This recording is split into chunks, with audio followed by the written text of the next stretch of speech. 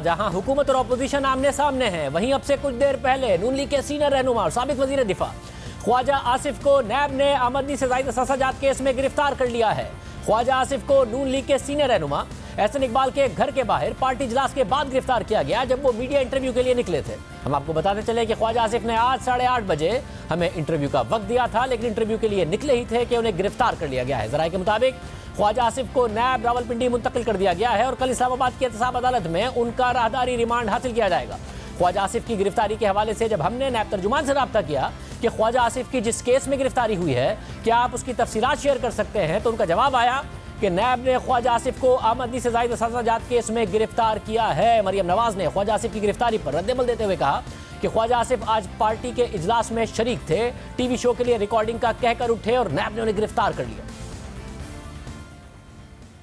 अभी हमारी पार्टी की मशावरती मीटिंग अंदर चल रही थी, गैर रस्मी इजलास था। ख्वाजा आसिफ साहब भी इसमें शरीक थे। उनका एक टीवी शो की रिकॉर्डिंग थी, तो वो सबको ये बता के उठे कि वो टीवी शो की रिकॉर्डिंग में जा रहे हैं। और जैसे ही वो बाहर निकले, नैब ताक लगाकर बैठी थी और उनको इस गली के शायद मोड़ से नैब ने गिरफ्तार कर लिया।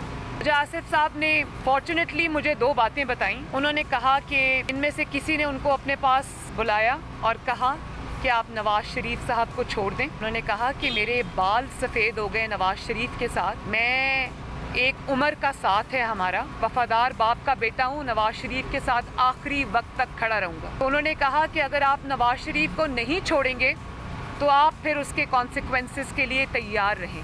ये बात मुझे खुद ख्वाजा आसिफ साहब ने बताई। उन्होंने कहा कि मैंने उनको कहा कि ना सिर्फ ये कि मैं कॉन्सिक्वेंसेस के लिए तैयार हूँ, आपने जो करना है मेरे ख़िलाफ़ करें, मैं नवाज शरीफ को नहीं छोड़ूंगा। और ये भी कहा कि आप नवाज शरीफ के बयानिए से इख्तलाफ कर लें और कहें कि मुझे नवाज शरीफ के बयानिए से इख्तलाफ है, तो उसके बाद आपके केसेस, ये मैं हल्फन बात कर रही हूँ, उन्होंने कहा कि आपके केसेस 15-20 दिन के अंदर अंदर ख़त्म हो जाएंगे। उन्होंने कहा आपने मेरे केसेस चलाने हैं तो चलाएं, आपने मुझे जो सज़ा देनी है दें, मुझे अरेस्ट करना है अरेस्ट करें, लेकिन मैं नवाज शरीफ के ना बयानिए से पीछे हटूंगा, ना नवाज शरीफ का साथ जोड़ूंगा। और आज आपने देख लिया, चंद दिनों बाद उनको यहाँ से आकर अगवा कर लिया गया। जब सहाफ़ी ने मरियम नवाज से सवाल किया कि किसने ख्वाजा आसिफ से ये बातें की, तो मरियम नवाज ने जवाब दिया कि बात ख्वाजा आसिफ की अमानत है। कौन लोग थे जिन्होंने ख्वाजा आसिफ को कहा कि ये नवाज शरीफ को छोड़ दें? देखिए, मैं ख्वाजा आसिफ क्योंकि यहाँ पर नहीं है, तो क्योंकि ये बात उन्होंने बताई थी, उनकी अमानत है, इसलिए वो नाम अभी मैं डिस्क्लोज़ नहीं करना चाहती। मरियम नवाज का मजीद कहना था कि पैगाम यही मिला है कि हुकूमत डर गई है, हम इस पर रद्द-ए-अमल देंगे। उनका कहना था कि नैब को अपोजिशन के मुबहम केसेस दिख जाते हैं, मगर हुकूमत के वाज़ेह केसेस नहीं नजर आते। नैब अंधी है या दबाव में है? नैब को ये आटा चोर क्यों नहीं नजर आ रहे? नैब को ये LNG चोर क्यों नहीं नजर आ रहे? 122 अरब का डाका पड़ा है LNG के ऊपर। नैब को बिजली चोर क्यों नहीं नजर आ रहे?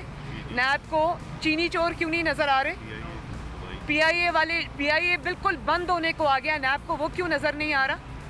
नैब को बिलियन ट्री सुनामी क्यों नहीं नजर आ रहा? और ये जो दवाइयों के इतने बड़े बड़े स्कैंडल हैं, नैब को वो क्यों नजर नहीं आ रहे? नैब को एक वेग चीज़ एसेट बियॉन्ड मीन्स की ऑपोजिशन जमात के एक रहनुमा की नज़र आ जाती है, लेकिन इतनी बड़ी बड़ी ग्लेयरिंग एविडेंस जो है वो नैब को नज़र नहीं आती। नैब अंधी है क्या? और या नैब अंधी है या फिर नैब इतने प्रेशर में है कि वो अपनी क्रेडिबिलिटी, ये हम नहीं कहते, ये कोर्ट्स के कमेंट्स हैं कि नैब पॉलिटिकल इंजीनियरिंग का इदारा बन गया है। इमरान खान को घर जाना पड़ेगा, ये उसके आखिरी हथकंडे, उसको रोक नहीं सकेंगे। इंशाल्लाह शायद उसका जाना मज़ीद जल्दी अर्ली हो जाएगा। आज पीपल्स पार्टी की CEC का इजलास हुआ, उसके बाद बिलावल भुट्टो ने मीडिया से गुफ्तगू की। आज सारा दिन कयास आराइयाँ होती रही। बिलावल भुट्टो ने ख्वाजा आसिफ की गिरफ्तारी की मजम्मत भी की, साथ में ये भी बताया कि जो डेडलाइंस हैं उसकी इंडोर्समेंट ज़रूर मिल गई है, मगर सेनेट के इंतखाबात में हिस्सा लिया जाएगा और पंजाब असम्बली और कौमी असम्बली में हुकूमत का मुकाबला करना चाहिए।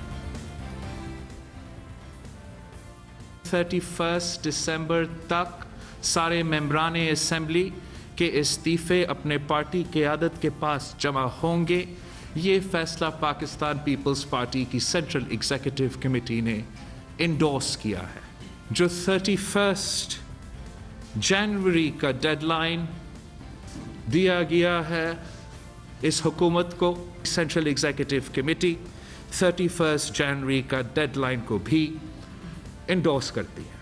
हमें इस हुकूमत को पंजाब असेंबली में और नेशनल असेंबली में चैलेंज करना चाहिए।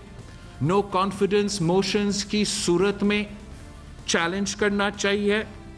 हमें इस हुकूमत को सेनेट इलेक्शंस में भी चैलेंज करना चाहिए, डट के उनका मुकाबला करना चाहिए।